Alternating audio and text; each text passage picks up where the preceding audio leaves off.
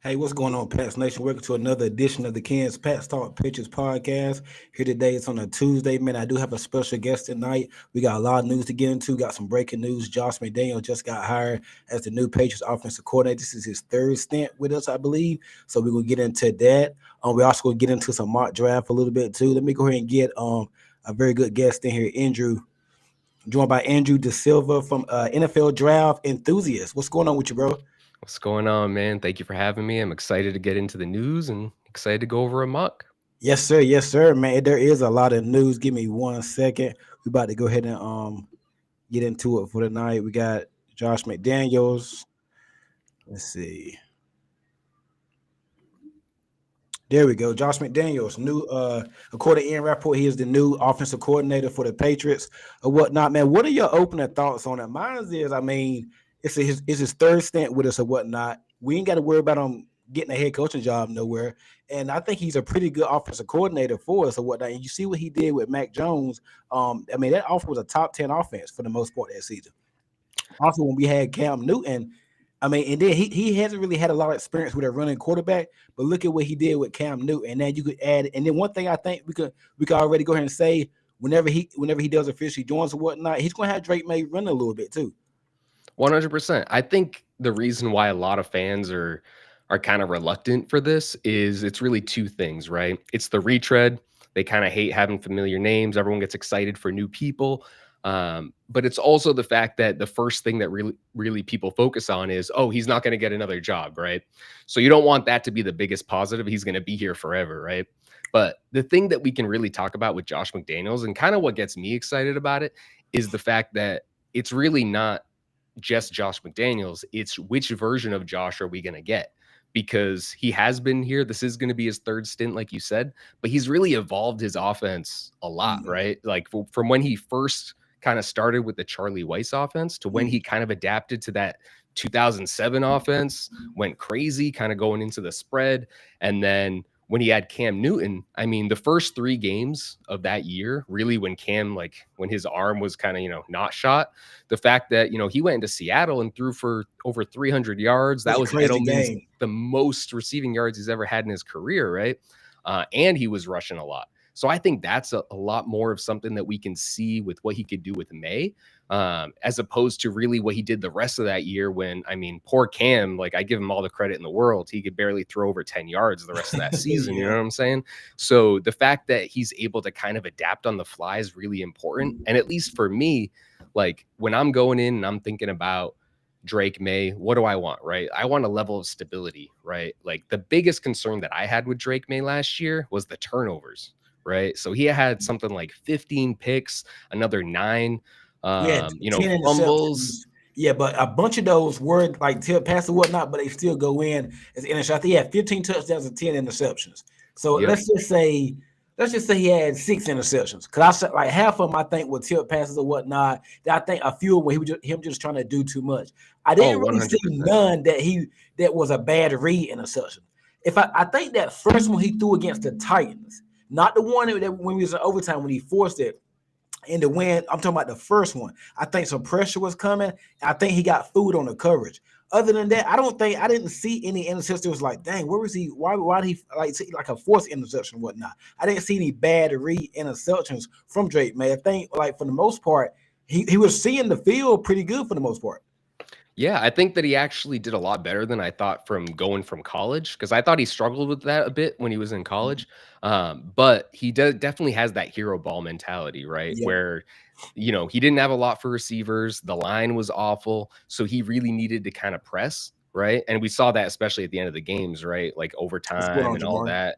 You know what I'm saying? So I think those are things that Josh McDaniels is really going to be able to help him out with because I mean, we saw what he did with Mac Jones, right? He was able to make Mac look decent, right? And I think that people just kind of need to understand that he's going to kind of have to take a step back to take two steps forward, right? So, one of the things I really enjoyed was just seeing Josh on Games with Names with I Edelman, seen that. right? And he was really going over like how he kind of trickles things down to a quarterback, right? Like you have that cup, I'm going to give you what I think you can take.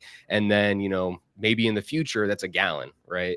And I think that he's really going to break down that offense to a point where, May's going to be able to just kind of trickle things down. He might not open up everything completely, but by the end of the season, then we'll start seeing the Drake May that we'll be like, oh man, this is getting intense, right? And then he went away from the league for like a year. He didn't coach at all during 2024 season. Now he did get fired by the Raiders. Like halfway through that season, they kind of got rid of him. Hmm. And Antonio Pierce took over for him. But so he had the rest of that year and all of 2024 off. And I think I heard that he was at different colleges, just trying to gauge some interest, trying to learn some new things. I think I heard he was at Ohio State. I think was that Yep. one of the colleges he was at? So Yeah. he was reportedly at Ohio State, USC, and Mhm. UNLV. So he had a few different places. And I mean, we know Vrabel loves Ohio State. So if he gets anything out of there, then, it's a plus. Now the guy that they heard, I think Eric Brewer reported they interviewed from the Vikings. I can't think of his name right now as an offensive coordinator. He's Oof, a the young 28-year-old. Yeah. yeah, he's a young guy, whatnot. I think like a lot of Patriots fans, a lot of just fans in general, they kind of want the tight pants, the young guy, the baby face, new guy, whatnot. But McDaniels ain't really he's young. He's gonna be there, whatnot. He has a modern offense and whatnot. And he's a proven pretty good offensive coordinator. I know this Raiders team for the 2 years he was there, they were bad teams, but the offense was pretty good. I mean, we played the Raiders.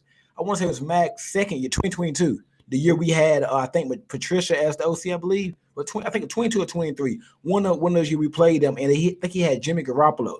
Then he came in the game with Brian Hoyer as the quarterback, and they drove right down there and scored or whatnot. So Josh McDaniel, he's a veteran OC. And then another thing I'm interested in, the wide receivers. He's going to feed the slot wide receivers. Look at Jacoby Myers when he was in with the Raiders or whatnot. Look at Myers when he was with the Patriots, the 21 and the 22 season. Even the COVID year with Cam Newton, Jacoby Myers put up some pretty good numbers. Kendrick Bourne had a career year up under Josh McDaniels. So I think Pop Douglas, if we don't like upgrade for him, because I've heard seen some reports saying that we can like upgrade for him this all season. I like Pop as like a number 3 or 4 receiver, but Josh McDaniels going to get the most out of that slot receiver. Look in the past, Wes Welker, Elderman, Amendola. I mean, you can go on and on. He normally gets the best out of those guys. 100%. I think that that's going to be really big. And we can't forget Hunter Henry either, right? So he Yeah, had something like 8 or 9 touchdowns the year when he was with, Josh McDaniels. That's a big part of his offense.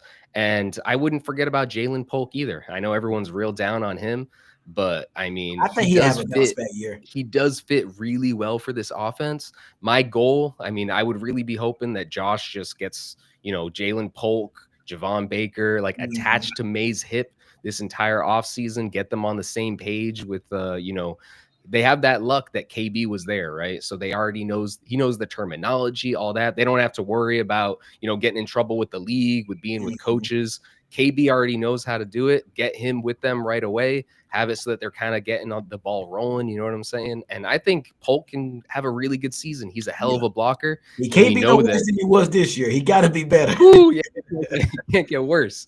Yeah. But I think that he's a great blocker, and that'll get him on the field right off the bat because Josh wants to run. We saw what he did with Josh Jacobs, Yeah. right? He went first year, he was already leading the league in rushing, so he can definitely get that on track, and I think that'll help the play action, and it'll just make everyone's job easier. In terms of coaches up under Josh McDaniels, like, okay, the quarterback coach, I heard we're going to keep TC McCartney. I haven't heard no news on that. On what happens with Alex Van Pelt. I know we got to get another wide receiver coach, maybe a running back coach, tight end coach, and offensive line coach and whatnot. Who are some names that you probably heard of or that you'd be interested from other teams that come in and help Josh McDaniels? So the big thing for me right now is the most important person's that wide receivers coach, Mm-hmm. right? That's what I was So about to with say. with his offense, the biggest thing we've always heard is, wide receivers struggle to get it. It's really complex. They have all the route options, which a lot of these, Shanahan things that we talk about now, they don't have an option, right? It's all hot routes and everything. So it's like run your route, do what you do, and that's it. But Josh McDaniels' offense, it's all based off of leverage and everything like that. So you need a guy that's going to be smart and is going to be able to handle it, right? So to me, it's 1000% Wes Welker. The way Oh, I see it is Wes Welker just got scapegoated out of Chad Miami. O'Shea from the Browns, I think. I think he was in Cleveland. So the thing with Chad O'Shea is he's already a pass game coordinator and Mm-hmm. the wide receivers coach. So you'd have to get him to be let out of his contract to even interview him because you don't have a promotion for him. He'd have to go to OC. The nice thing about Welker is he just got fired in Yeah. Miami, and he's kind of, the way I see it is he could be that way of bringing in that new age to Josh McDaniels, right? Like he worked in Josh McDaniels' system. He knows how to be a slot in that system. He knows how to be a wide receiver in that system. But he's also worked with Shanahan for a couple of years. He had Debo when he was a rookie. He helped him. He was with Ayuk when he was a rookie. Tyreek Hill wasn't putting up 1,800 He yard wasn't. seasons before he was with Wes Welker. So he can kind of help modernize that offense while also helping out those young guys. So to me, he's an automatic. I would be calling up Welker right now. I heard the name Thomas Brown. We interviewed Thomas Brown. I believe it was early this week? Early this Yep. week or what? No, I think it was last week. We interviewed Thomas Brown for the OC position. With he worked with Caleb Wilson. I actually thought the Bears actually improved when they got rid of Uberfluous and the OC they had before they put Thomas Brown up to the OC position. How do you feel about that? Maybe coming in maybe as a passing game coordinator or like a quarterback coach, maybe. So the big thing with Thomas Brown, based off what I've seen, is he has a lot of experience with running backs. I Mm-hmm. could see him actually being someone that they'd like as like the running backs coach and like a run game coordinator. I think that would work really well with Josh, especially because we know he has one of the things I think he's best at is just his running offense. Yeah. It's super diverse. He's bringing that gap scheme back, and that's really something that McVay, everyone talks about his gap scheme, but like he got all that from Kaylee, who brought it from Josh McDaniels, right? So I think that he's really good at those things, just being really diverse with his run game. And I think Thomas Brown would add a lot to that. And now the fact that he even worked with Caleb, one of the biggest things, like he really dialed Caleb down. Like he went something like it was like 200 pass attempts without a turnover, all that. Like he was being really efficient with that offense when he was running it. So I think that would 100% be somebody that they should talk to. I think the most important hire next is going to be the coaches up under Josh McDaniels. Man, cannot wait to see where things go from that. Real quick, it's a bunch of y'all in here. Make sure y'all hit that like button on YouTube. Make sure you share the content on Twitter. On YouTube, please go over and make sure you subscribe to the channel, man. I appreciate it. Also, just did an episode with Greg Bedard from BSJ, Boston Sports Journal, and the Greg Bedard Pitchers Podcast. Go check that one out and make sure you hit the like button there, man. It was a good interview. Did you check the interview out? I saw a little bit of it. I didn't see the whole thing, but Yeah, Greg is man. always Greg. good, and he's on point. He's tough sometimes. He's a little he's to the point, and you're gonna hear his feelings, but he's on point more often than not. Yes, he is, man. 1 second. Let's see. We are going to get into some draft talk tonight. Let me see. Pull up your mock draft. Man, I think draft season is going to be real interesting this year. I mean, we can go so many ways. 100%. I think that's the nice thing compared to last year. When you need a quarterback, it kind of kills the fun in it, right? You already know you're going quarterback and all that. Yep. But they have so many needs right now that I think that they can just take it in so many We're sitting directions. there at 4 right now. And like I said, a lot of things could happen between now and April. All my best, I would say Tennessee's probably going to go quarterback. Well, they're 100%, they're probably going to go quarterback. Probably Cam Ward from what I Cam heard. Ward, yeah. The Browns, they're the tricky team. Do they go quarterback? Because what if Shador doesn't want to go there? What if Dion gets into it? And I can see that being a messy situation. Shador going to the Browns, I really can see that. Do they go? Do they still pick Shador? I've heard they might can go Abdul Carr to pair him with Myles Garrett. Even heard they might even trade Myles Garrett this offseason. So there's a lot of things going on there in Cleveland. You got the Giants. I think the Giants ideally probably want to go quarterback, probably go Shador Sanders if he doesn't go to Cleveland, and then New England at 4. The good news is we are guaranteed either Travis Hunter or a Abdul. We're guaranteed a pretty good player at 4. So I mean, yeah, we wanted that number one overall pick, but it could always be worse. We could be picking outside top 5, so we only moved down to 4 right now. Which we're gonna get into your mock draft in a minute. Who you leaning to with that number 4 pick right now? So the way that I kind of see it working out, I think, number one, Cam Ward, I think that makes Mm-hmm. sense. I think the Browns will probably act like they're going for Shador, but Shador is not going there. That's not happening. I think what they end up doing is they kind of try to hustle Vegas into offering up for that pick, and then they end up flopping with the Giants. So I Okay. think the Giants end up jumping to 2. They take Get Shador. Sanders, and then I think that they end up going with Travis Hunter. I So the think he just Browns end makes up taking Travis Hunter. I think that that's probably going to be the way it goes. I think he fits really well for them, and he would be. I mean, that defense is locked down, I was especially when they thinking the already got opposite. I Garrett. was thinking they'd probably go Abdul. They kind of need Carter more than Travis Hunter. Cause you look at, I think the receivers are straight. They got Judy, Elijah Moore. They add Travis Hunter. He's kind of not a similar skill set as Judy, but about the same size. So I was thinking they need more like a bigger X receiver. I mean, they need like a bigger receiver, whatnot. But I think their secondary is pretty good with Emerson and Ward. So I mean, you can never have too many good players to a team or whatnot. But I was thinking they might go Abdul Carter. They traded Smith, Zadarius Smith to Detroit at the trade deadline. So I would think, well, maybe they lack it in. They could use another pass rusher. But you think they would go the complete opposite and go with Travis Hunter? I think they certainly could. But for me, I think that corner room could be elite. Especially think about it. You have Myles Garrett. He's an amazing pass rusher. Then you got the corners that they have. You add in a ball hawk like Travis Hunter, and I think that could take that defense to the next level. I think he is more of a corner for me. That's just my preference to him. But then having him on some packages on offense, basically like the Marcus Jones role, I think he'd be really good in that. And I think that at the end of the day, that would be too enticing for them not to go. And I think that's also something that could get Myles Garrett to be a little bit more excited about staying on that team, because he's like inches away from asking to be traded. And maybe they go quarterback like in the second round, I guess, because Deshaun Watson probably not going to play next year. But I mean, who knows? They might go quarterback in free agency. They could. But I think that right now, is assuming he makes it to round 2, Jalen Milroe will probably be their guy, because Tommy Reese, who they just promoted to OC, he was Jalen Milroe's OC in college. So I think that that's like a match made in heaven. And especially with, Jalen Milroe, he's got, man, he can run it. So that's a big thing that they got there. And then, Travis Hunter, throwing bombs to him, I think he'd have a lot of fun. I think at minimum, that would be a way that you can kind of keep that fan base engaged while they're kind of rebuilding on the fly. And everything that they do has to be to make Myles Garrett happy. You know what I'm saying? Because if they get him asking to be traded, man, that franchise they're starting all over. Let's get into your mock draft, man. When I first seen it early, I like this mock draft, man. I could definitely see it going this way. And it's only like a few picks right now, but you got Abdul Carter with number 4. How could you see him fitting in, man? I think he fits in nice. So the main thing for me with, the mock drafts, I try to think of what they would do, right? I try not to do just what's going to be like the most fun for me. But when it comes to Abdul Carter, I think he's the most fun player in the draft. If you got a good defensive mind, bro, if you look at him just watching from your couch, he leaps off the screen. You know how some play you don't really know someone on TV, he leaps off the screen.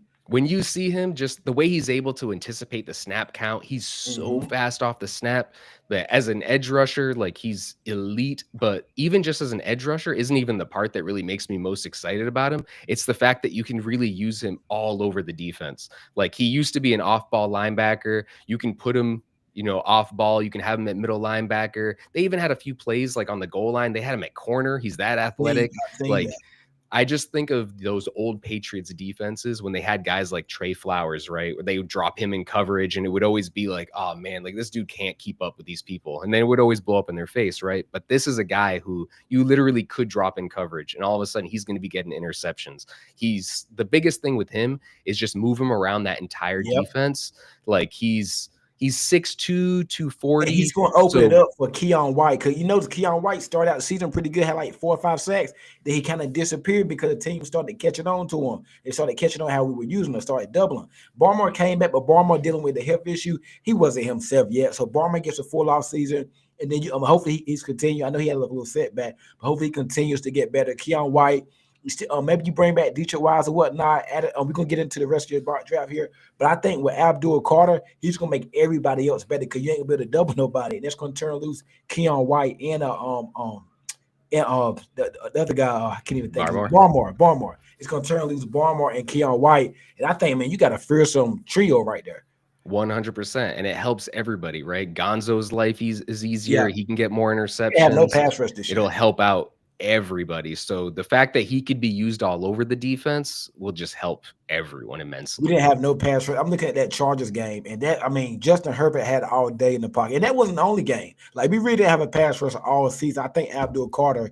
If you're telling me he's going to be Michael Parsons, how Michael Parsons is for the Cowboys, I'm taking the card up right now. I'm putting it in today. Yeah, if he's going to be that, I'm taking it right down to him, man. Donovan Jackson, tackle out of Ohio State, solid player. I don't really hear his name called, so anytime you don't hear a player's name called a lot, that's a good thing. He's doing something right. What do you see in him, and how you like it to fit with the Patriots? 100%. So with Donovan Jackson, I see a few different things here, right? So there's the Ohio State connection. There's the fact that he's everything you read about him. He's a natural leader. He's a guy that's selfless. He's there for the team, right? So that just reminds me of, Vrabel's introductory press conference, all the type of players he really wants to have. And the fact that this is the type of dude who went from being an elite left guard, a guy that was going to get taken top 50, to in the last couple of months moved over to left tackle. And now people are saying that Ohio State might have messed up. He should have been a left tackle the whole time. So he has over 36-inch arms. He's incredibly quick on his feet. I think this is a guy that if you give him a full season at left tackle, he can be your long-term left tackle. And then even if for any reason it doesn't work out, then you just have an elite left guard. You know what I'm saying? Do you think he'll be there in the second round by the time we pick again? He should be. I think it's possible. It's really going to depend on what happens, kind of in that pre-draft process. Most of what I had been seeing is he's kind of projected like mid-second as a guard, but maybe because some teams see him as a left tackle, he could kind of get pushed up a little bit. My goal here would probably be like, even if you have to trade up like 5-10 picks, you get the 50-year option, pick them up at like 30. It's 100% worth it. Yeah, you got to do it at the end of the day. And Mike Vrabel has that in Ohio State. You know what I'm saying? So he can just call up whoever he wants, get all the intel he needs, and then know right away, hey, do you guys think this guy's really a left tackle? If they say yes, boom, run that card up. It's 100% worth it. And we just like Abdul Carter, I think Donovan Jackson be a plug and play guy we needed. We can't go into next season with Darian Lowe and DeMontre. And I actually thought Jacobs played solid for where we got him. I actually thought he was solid. But Darian Lowe, he's kind of hit and miss. We got to get the offensive line. Got to get it fixed. You got to protect your franchise. And you don't just protect your franchise by going out and getting nice shiny toys, which we will get here in a second. You got to get the offensive line. And I think for Mike Vrabel's opening press conference, he want to build through the line, protect the quarterback, and build through the trenches on defense and offense. 100%. It's all about the trenches, and that's really the big focal point that I had in this mock is just you build up the offensive line, build up the defensive line, and we've seen with these playoffs, that's what the winning teams do. That's what's winning right now. The trench, yeah. Deion Walker, defensive lineman for Kentucky. I haven't had a chance to get into him yet, so I'm gonna let you tell everybody about him. But I've heard his name, but I really haven't had time to get into him yet. I ain't really know got into him yet. So the way that I see Deion Walker is he's essentially he's a man among boys. So he's like 6'6", 360. He is incredibly powerful. And he's somebody that I think is perfect for Mike Vrabel. Now, the big thing that I see on him is, there's some effort concerns. He kind of runs hot and cold. He's a guy that a lot of guys might say. To be honest with you, Tavontre Sweat from last year, from Tennessee, who went to the Titans. He's a little bit bigger. But a lot of the concerns were kind of the same, where they were like, oh, his motor kind of runs hot and cold. Is he somebody that really loves football? All those sorts of things. But when he's on, he's amazing. He's the type of guy he's a dog. Exactly. That is literally the simplest way you can say it. When he's on, I gotta do some work. He has a really nice pass rush win rate. He's really good. He can stop the run. He can rush the passer. He's the type of guy you put him next to Barmore and White, he's going to eat because people are going to be focused on all those other guys. And I think that he's just the type of guy that, You put him with Vrabel. Vrabel sits down with him. He helps him get into that strength training program. He really mentors him. And he's a guy by year 2, his stamina is going to be 10 times better because he's going to be in better shape. He's going to really know the system. And then he's going to be a guy who's like a first-round talent that you steal in the 3rd round, because next to those other guys and having Abdul Carter running behind him, it'll be That's nuts. what I was about to say. Because so basically, potentially, probably gonna have 2 new starters on the defensive line next year, 2 rookies with Deion Walker and Abdul Carter. Depending on how they progress through the offseason, OTAs, training camp, and things like that, you're probably looking at 2 new stars on that defensive line. Yep. And the beautiful thing with it is they still have Devon Godshaw, who's a great mentor for him too. He still has 1 year left on his deal. So it's that perfect thing of rotate him in, Walker, Godshaw, all those guys. And then by year 2, boom, now you got Walker, Godshaw left. And it's like you just kind of keep the ball rolling that way. This next guy, Quinshawn Judkins. Man, the good news is he's a pretty good player. The bad news is I don't think he's going to be there after last night. I do not think he's going to be there in round 3, man. He's a pretty good player. I like him back at Ole Miss, man. I'm trying to think of a good comp for him. He can run up the middle. He can go outside. He can do a lot. He can catch the ball. I actually think he's better than the other guy, Trevion Henderson. I think he's a little better than Henderson or whatnot. I definitely think he's more explosive. I think Quinshawn Judkins, whoever gets him, they'll get a steal, man. I'm hoping he's there by the time we pick over a 77 in the 3rd round, but I doubt it after last night. So the big thing with him that I like is I think he has 3-down versatility. Like Trevion Henderson, I think he's a guy that people will get more excited about, and I think he'll actually rise during the pre-draft process because he's going to run a faster 40, right? But to me, the biggest thing I've learned in my time looking at, running backs is like, I don't really care about the 40 at this point. Like, look at Bucky Irving. That guy's running like a 4.6 and puts up like 1,200 yards, right? So I don't need my running back to take it 60 yards. Like the perfect example was last night, right? He had like a 50-yard run and someone stopped him at like the 5. Yeah. That's cool. I'll take my 50-yard runs. I'm fine with that. You know what I'm saying? I don't need him to take it. He gets you in scoring territory.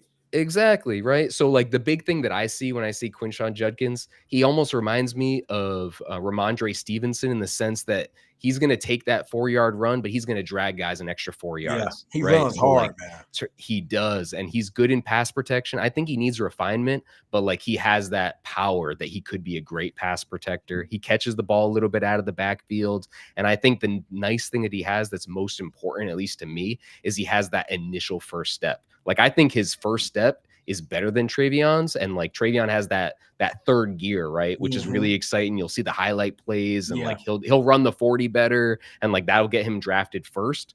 But like Trevion Henderson, he has the injury concerns. Quinshawn Judkins, I mean, he's not a fumbler. He's amazingly powerful, and at least for me, change the pace to Ramondre Stevenson. Oh yeah, I think it's perfect because Vrabel wants those power backs, right? Yeah. And like the biggest concern I have with Stevenson is like you get him over to like 200 carries, like the fumbles, he wears down. Like you'll get those amazing games like we saw with the Bengals where it's like, wow, he was like he took the whole team on his back. But then by week 6, it's like the poor guys, like you can't run everything through him, right? So having like Judkins, like he takes 10 snaps. Stevenson has 10 snaps. You give 5 or 6 snaps to Gibson, and boom, you're set, right? Because now Gibson's the perfect 3rd down back for Josh McDaniels. He's going to catch passes. He's going to do whatever he has to do. I think Gibson's going to have a year this coming season. Oh, yeah, 100%. If anything we know about Josh McDaniels, he's going to use them running backs. 100%. And that's why I think it's even more important for them to take advantage of this amazing class of running backs. Yeah. Because a beautiful thing is like a guy, like you said, Quinshawn Judkins, he should be a 2nd-round pick all day. But the fact that there's like 10, 15 amazing running backs in this class, it's going to push everyone down 10, 15, 20 picks because teams aren't going to want to be the guy who takes the first running back, right? So be from Ohio, Trevion Henderson round 2. I can see it 100% because he's going to run quicker than Judkins, and people are going to see the highlight reels. And in certain backfields, right, like Henderson could be the better pick. But I think for what Mike Vrabel wants to do, he wants that smash mouth football. And we see what, Josh McDaniels does. He wants that downhill running game. Like, to me, that's Judkins. In the fourth round, you got to take in tackle, and it's like I said, this is right now. We're gonna do a whole bunch of more mock drafts. I'm gonna try to get Andrew back on later on this also, or sometime between a couple more time before the draft. Holland Pierce out of Rutgers. What do you see in him? And So how Holland do you think the Pierce fit is a is? guy that I really like. So he's actually at the Shrine Ball, Okay, and they have Robert Kugler, who's their assistant O-line coach. I don't know if he's going to be staying or not, but he's going to actually be at the Shrine Bowl, so he's going to be coaching them, which is awesome. But one of the things I really like about him, he's one of those like men amongst boys, right? So he is, I believe, 6'8", like 340 pounds. He is a massive human being. Yeah, he's 6'8", 344 pounds. He's played right tackle and left tackle, which is awesome. And he's a guy that really big on that downhill running game, right? So they have a running back there, Kyle Monungai, who is awesome. Very much like he would be like my day 3 Judkins, who's very much like a downhill dude. They play smash mouth, running game there. And I think he's the type of dude where when they want to run the ball, they just want to punch somebody in the face, have him right next to goal Onwenu. line. Perfect Yeah, opportunity there. And he's somebody right now that everyone's saying, 6th, 7th round. No way. You're going to see after the Shrine Bowl and everything, he's going to be jumping up 4th round, 5th round. I think he's a guy that'll play right tackle for you for a decade and you'll be set. really good, man. I like this mock draft. I'm gonna do some work probably tonight on Deion Walker. I've heard his name a lot. Guy do it's a guy. Last name is Green. A pass rusher. You probably know who I'm talking about. I was just about to do some work on him today. Let me Oh, find Mike this. Green? What school he come from? Marshall, I think. Yeah, from Marshall. Yeah, Right. yeah. Have you did his work on what you think about him? So the thing with him, I think it's going to depend on the defense that they want to have. He's an Yeah. amazing pass rusher, but he's not stopping any runs. That's what I was That's about to say, and that's why. That's I kind of I like that James Pierce out of Tennessee, but then when I looked at the scouting report, he's not that good against the run. So we don't really need another Josh Uche, but he leaps. So I saw him being like a top 20 pick in this coming draft, but they said he's not really good against the run. The thing about Abdul Carter can play the run and the pass and whatnot. I think Pierce, he's explosive, and I've seen some film on him, but I see him get run down in the run. He's not that good against the run for what I've seen. it's tough, and I think that a lot of it with these guys is they were never asked to kind of stop the run. You know what I'm saying? So it's a lot of projection. Most of these guys, like Mike Green, I think he's a little small. He's taller. He's like Okay. 6'4", 6'5", but I think he's like 240. So we know at least traditionally with the Patriots, they want guys like 250, 260. So it's going to really depend on the way Mike Vrabel wants to do it. Because I know that some of his linebackers have been a little different from what the Patriots had. He had some more guys that were smaller, like 230. I think Harold Landry might be like 240, Yeah. 245. So he's maybe a little smaller than like a Matthew Judon. But I could see them going Mike Green. But it would probably be more like if he's there in the 2nd round. But his pass rushes are nuts. Like he's another guy very much like Carter, where like really quick off the snap, that first step, if you have a bigger tackle, like no chance. He'll just go right under them and they're done. Chandler Martin, I've seen his name a lot out of Memphis. Have you heard about him? I've heard of him. I haven't watched him at all though. Okay. I'm gonna get on that. So Randy Lutz says that this would be a nice draft. So we got 5 picks. So what we do, we trade it back a lot and gain more capital for future years, or no, this is the current picks that they got. Okay. So they have the Matthew Judon pick, that's 77, and then the rest are just where they're sitting at. Okay. Cause I know they got 9 picks in total. Yeah, they have I only went first 4 rounds because I just do top 100 because it's so hard to kind of guess who's really going to be there at this point for the rest of the draft. But at least for me, where you're kind of at here in the top 100, it's all trenches, man. This like is a solid draft, and like the best thing that I could focus on is 2 old linemen. I would go, whoever's your favorite running back. Like I really like RJ Harvey too. He's one of my guys. He's more on the quicker side, more the Henderson type. But if you can get 2 defenders, two guys on the O line, and then best player available out of that, I think you're set. And based off this draft, you're assuming they hit a lot of needs in free agency, correct? 100%. Like, so for me, what I'd really be focusing on in free agency is that defense, right? Like I'd go after every single Eagle I can find, like Milton Williams, Josh Sweat, whoever I can get. I just try to make that pass rush as good as possible. And then I know everyone really wants wide receivers. To me, like especially with Josh and all that, like get a couple of decent wide receivers. They don't have to be amazing. Like for me, this year should be focus on the trenches, get your foundation, and then next year, like maybe in the first round, you got pick 15, pick 18, you go wide receiver right there, and boom, that's now my wide receiver one. I'm gonna fill out the rest of the room. Like Darius Slayton, I think he's a perfect guy to sign because he could be an X too, X receiver. Yep, he can play X and Z. Like he was already in Daboll's system, so it's going to be real easy for him to go to the Earnhardt Perkins system with Josh McDaniels. Really nice and easy there. And then I'd really be trying to play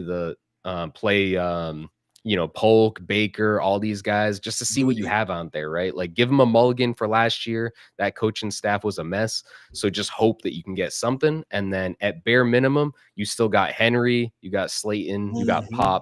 You got enough that you can, make things work, and May won't be, running for his life.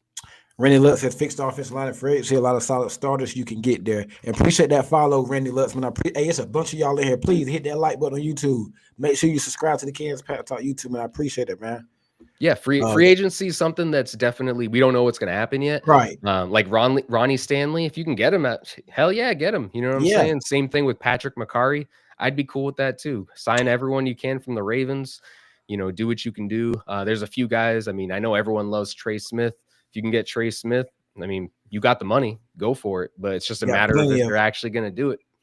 Delusional Patriots fan, I feel like if you build the offense line, Drake and scheme can make something happen.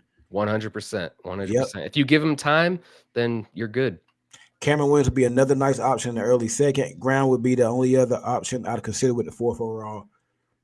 So Cameron Williams is another one of my dudes. He's actually struggled recently, but the big thing that I have with him, and it's going to depend now also who's the O-line coach. Like I saw him very much as like a Scott Peters guy because he's very much like Ariante Ursary. He's like Holland Pierce. It's these guys that are like 6'6", 6'8", just like massive humans, but they have amazing arm length, right? So the big thing that these guys have is like they don't really know how to use their arms that well. So like if they kind of do that jab and they miss it, like you're done, right? So you really need to be able to focus on the fundamentals with them because I mean when you're that big, your foot speed's just not going to be amazing, right? Like what do you want from the poor guy? But he has so much length that as long as you teach him how to use his length, you should be all right. Before we get y'all injured, I got one more question. Give me some sleeper wide receivers in this draft. I did some work on the kid today. I can't think of the school. Jalen Royals, I think, or Jaden. I like him. And I also like Higgins too. Jaden Higgins from I want to say is it Stanford or is that Iowa State? Yeah, Iowa State. Okay, I get them mixed up. Luminor is that Stanford, right? Yes. Yeah, okay. Give me some sleeper wide receivers in this draft. Let's just if we don't solve wide receiver and free agency, let's just say we at 4 and Travis Hunter's there. Would you take him at 4, or would you probably trade back or something like that?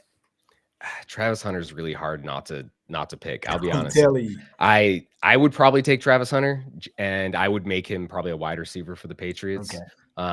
I think like he just has so much Justin Jefferson in his game. Like it's nuts. I think that if you actually give him a full year, focus 100% on wide receiver, don't worry about being a corner, I think he could be elite. But if we're talking about guys that could be a little later, I do love Jaden Higgins. I think he's probably going to go earlier though. I think he probably goes like 30 to 50 range. I do think he could be Nico. Is there any way we can get Ibuka? We probably have to trade back, right, or trade back up to get Ibuka. The problem with Ibuka is he's like right in that range of. I think he goes like 12 to 20. Like he maybe falls to 25, but I think he's too good. I think it's just not going to work out. You ain't gonna be able to trade back up. I think it'll just cost too much, and then you'll be losing out on tackles, and then you're kind of hurting yourself at that point. But if we're going guys that are kind of later on, like day 3 guys like Jalen Noel, I really like him. He's more of a slot guy. What about Restrepo? Restrepo's nice. I think he's one of those dudes that he's going to surprise you with how quick he is, but he's not fast, right? So I think he'll be real reliable. But people really like him, right? Like if he's going like late 3rd, 4th, I think I'd be real cool with Restrepo, especially because they do have Highsmith on the staff, right? And he was the GM at Miami, so he has that inside knowledge. So like if Restrepo's there at like 105, I would do that all day. But I think he could end up going much earlier than people think just because he really put up that production. And I think he could be like a 3-cone beast. He could be really good at that. So At the he could end up combine. being a guy who's like top 50. I wouldn't be surprised. But like Pat Bryant's a guy that I like. I think Yeah, that I like him. I think like 4th, 5th round. He has Tim Patrick vibes to me. So like not like someone who's like amazing, but like a good guy to have on your team. Ricky White, I think's a beast. What about Harris from Ole Miss? I think he goes earlier than day 3. And he had a lot of injuries this year, which kind of concerned me a little bit. I don't see him separate a lot. I heard he got some drops. He has some concentration drops. He's a little like Javon Baker in that sense. Yeah. Like Javon Baker made hard catches look easy catches look hard, right? He has a little bit of that to him. And I think that he feasted off lower competition a little bit. I still like him a lot. I think he could be good. But at least going off of the reports of Vrabel, he's not big on like soft tissue injuries, and that's all he had all year. So like I try to look at guys who are like big physical, like Theo Weiss from Missouri. Yeah. I was watching like Luther Burden, and then I was like, God damn, who's this guy next to him, right? And like he's like 6'3", like I got to do some work on him. I heard of him. Yeah. He's like a big possession receiver, which sounds like an old school like Patriots wide receiver, right? Randy Lutz, I think Hunter might bust. NFL doesn't like jack of all trades. It's a league of specialists, and I worry how much of his game on either side is built on playing the opposing side. So like the big thing with me, I would not have him play both ways. If he's a corner, I'd be cool with having a package for him, like, as like 10, 15 snaps. Yeah. But I think the best way that you go with him, you make him a receiver 1000%. You have him attached to the hip of your receiver coach. I'd even have an assistant wide receivers coach that's literally like, you're for Travis Hunter. Like, that's it. Like, just make sure this dude's like, I use a top 5 pick on him. Like, he needs to be, Jamar Chase. Yeah, exactly. 100%. And I think that he has that potential. I think he's going to run a 4.3. I think he makes amazing catches. I think the fact that he is a ridiculously good route runner already, like his fakes, the way that he kind of moves, like he has natural instincts that you just kind of can't teach people, right? So like in a couple of years, if he focuses 100%, I think he's a wide receiver 1. And I think he's one of the few guys in this draft that could be wide receiver 1s all day. Cause like, I'm not a tech guy myself. Yeah. I don't think he's that. I was just about to ask you about tech, man. I don't think you take him at 4. But I think if you could trade back possibly, but a lot of guys I see they don't like Ted. That's the thing is with Ted is I think he he looks like a Vrabel guy though. He's big. He has like a really good catch radius, and he can make some nice catches, right? But I don't think he's fast. And like he had a lot of his catches. I think Drake London comps and Mike Evans. He's slower, Drake London. Oh yeah. Man, Mike Evans is like an insult to him. That's like, Mike Evans is like a dog through and through. I think the big issue with Tet is he's big, but he's skinny, right? So he's like 6'5", but he's probably 200 pounds. Like Mike Evans is 6'5", like 230, but like pure muscle. So the big thing with him, I don't think he's going to run that fast. He's going to be a 4.5. Right. He had a few big games against lesser competition. So it's like, I'd take him like maybe like 15 to 20. I think I don't know if he'd be there. He might be going. Oh, he won't be. He's probably going to go top 10 just because this draft isn't that good. But he would have been like my 6th or 7th wide receiver last year. So it's really hard for me to take him top 5 when like he probably would have been closer to the 2nd round last year. That's just my opinion. I think this team needs speed. Yeah. Like you can only have so many, 4 or 5 guys.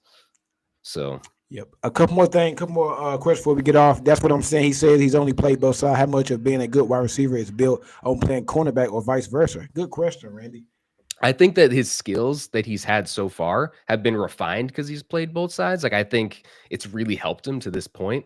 And I understand his perspective of wanting to play both sides. What I would personally do with him is I would kind of let him fail his first year just to kind of show him, right? Like what I would do is I would have him playing wide receiver, let's say like 75% of the snaps. And then I'd actually throw him at safety for the remainder of the snaps, right? Like I'd have him playing almost like that Miles Bryant role where you're playing like a little slot corner, you're playing some free safety, you're moving him around, right? Because the last thing you want to happen is like I think about it from the opposing offensive coordinator, right? What I'm gonna do is I'm just gonna make him run wind sprints all day. I'm just gonna try and get him tired. So I'm just gonna have him run nines, boom, boom, boom, try to cover this guy on like one side of the field. Imagine if we do bring him on as a corner and he's going up against Tyreek Hill, but then after we get a 3 and out or they drive in the field, we got the field. Now you got to go back out there and play wide receiver. Like he's going to be, no one can possibly do that, especially not for a full season. Like a college season's 12 games. It's different. Like this is 17 games. Then you got the playoffs, and like it's just a whole nother beast. You know what I'm saying? Like I would do the two-way thing. I think it's totally cool. You want to put him 10, 15 snaps a game on the other side. I think he can do that. That's fine. Especially if it's a situation where like he's kind of in a package. I don't see a problem with that, especially like, let's say like, for instance, he's playing, 80% of the snaps on offense. He's your wide receiver 1. And then on third downs, you have him playing a little bit of safety just because you're trying to use the ball hawkness, right? And just try and get some turnovers or like critical downs. Those are the things very similar to Abdul Carter, where you're kind of moving him all over the front 7. I'd have him moving all over the secondary. Just try to hide where he's at so that teams have to worry about him. And then between him and Gonzo, I mean, you should have much more of a turnover thing going on. So no matter what, it's a win, to be honest with you. Abdul Carter, you get a, Travis Hunter, you're winning no matter what. And then if for some reason both of those guys are gone, then I'm just taking whatever the hell deal I can get to get out of there. Because boy, it's gonna be a fun offseason breaking down this draft. Last question: T-Mac needs like, well, it's not really a question. T-Mac needs like 20 pounds to play in the NFL successfully as a red zone target. I looked at some of his draft, some of his negatives on the draft.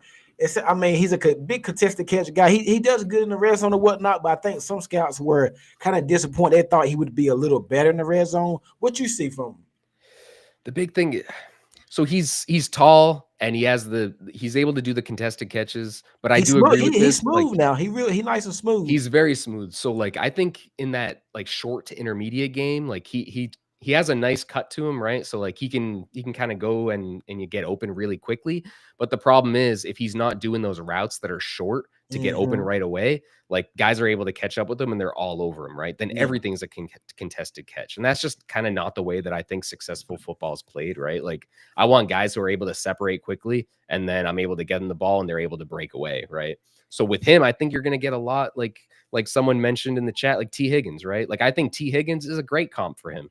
A big dude, he can put on like another 10 pounds, maybe get a little stronger, maybe get him to like 210. But I just don't think he has a frame that'll get to 230, right? And like unless you just have him living at McDonald's. But like the reality is I just don't think that's his build. I think he's just kind of like a taller, lankier guy. So he'll be fine. I think he's a wide receiver 2. And like, I know we shouldn't be talking about, wide receiver 2 when we have like nobody, but like the reality is like, if you're spending a top 5 pick, like, man, I want that one, right? That's just the reality. Hey man, it's gonna be very interesting, man. Andrew, it was a pleasure to have you on night, man. We gotta do this again, man, a couple more times before the draft start, man. Very insightful. Let everybody know where they can find you at on Twitter or any of your socials. Yep, you can find me on Twitter. It's just my full name right there, Andrew A. Desilva. I'm always kind of posting about whatever's going on with the Patriots, stuff with the draft. I'm really big on the vibes and just kind of learning the game. So feel free to check me out and we can chat about it.